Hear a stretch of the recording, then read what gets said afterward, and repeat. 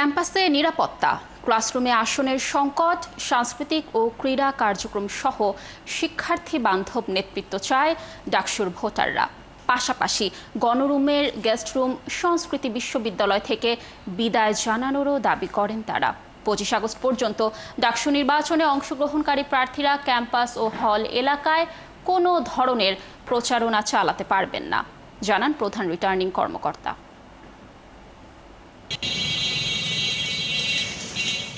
ঢাকা বিশ্ববিদ্যালয়ের রাজনীতি মানেই আন্দোলনের ইতিহাস, গৌরবের স্মৃতি। সেই রাজনীতির কেন্দ্রবিন্দুই বিশ্ববিদ্যালয় কেন্দ্রীয় ছাত্র সংসদ বা ডাকসু।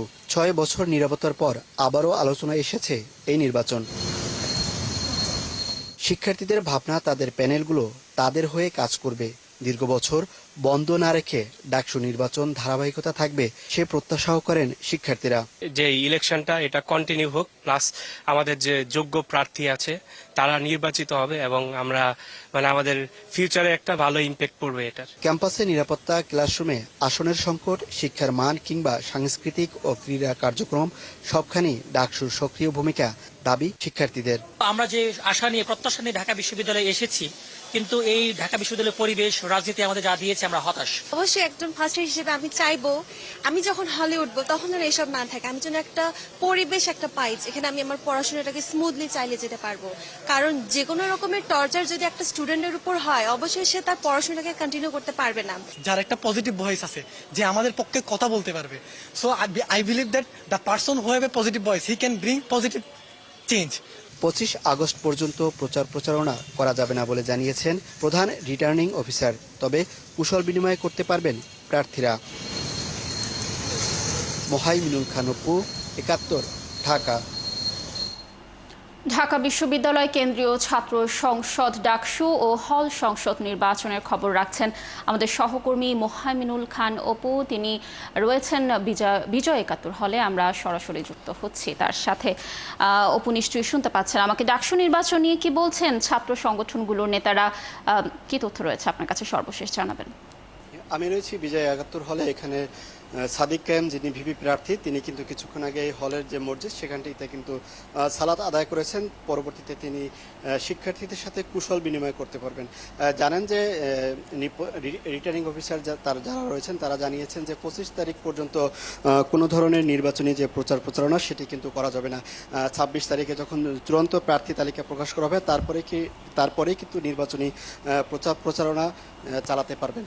বিজয় 71 হলে এই মুহূর্তে যিনি রয়েছেন সাদিক কায়েম, ভিপি প্রার্থী, তিনি এখানে রয়েছেন। তবে তার সাথে আমাদের কথা বলার সুযোগ হয়নি।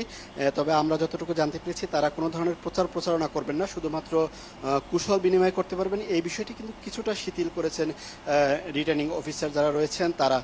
কিছুক্ষণ আগে তাদের সাথে আমাদের কথা বলা হয়েছিল, তারা তাদের যে নির্দেশনাগুলো রয়েছে সেগুলো তাদের পালন করতে বলা হয়েছে। তবে পাশাপাশি যে 47 জন প্রার্থীর যেটি স্থগিত রাখা হয়েছে, তারা 23 আগস্ট পর্যন্ত তারা এটা আপিল করতে পারবেন, এমনটি কিন্তু বলেছেন।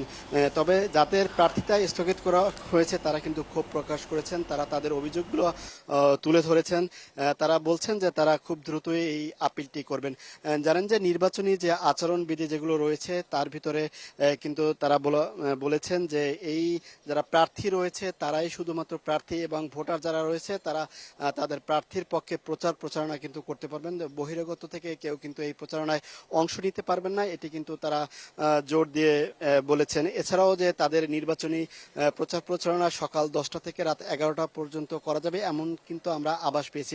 আমরা এখানে শিক্ষার্থীদের সাথে কথা বলেছিলাম, তারা যেটি বলেছেন তাদের যে হলগুলো রয়েছে হলগুলোতে তাদের খাবারের যে মান সেটি উন্নতিকরণের দাবি করেছেন। পাশাপাশি শিক্ষার পরিবেশ যাতে ফিরে আসে সব হলগুলোতে, সেগুলোও কিন্তু তারা তুলে ধরছেন। বলছেন যে শিক্ষার পরিবেশ থেকে এখানে প্রায় হলগুলোতেই কিন্তু গণরুমে যে গেস্ট রুমগুলো হয়ে থাকে, এবং যে সকল অতীতের সময় আমরা দেখেছি যে নির্যাতনের ঘটনাগুলো ঘটেছে সেগুলো যেন আর পুনরাবৃত্তি না হয়।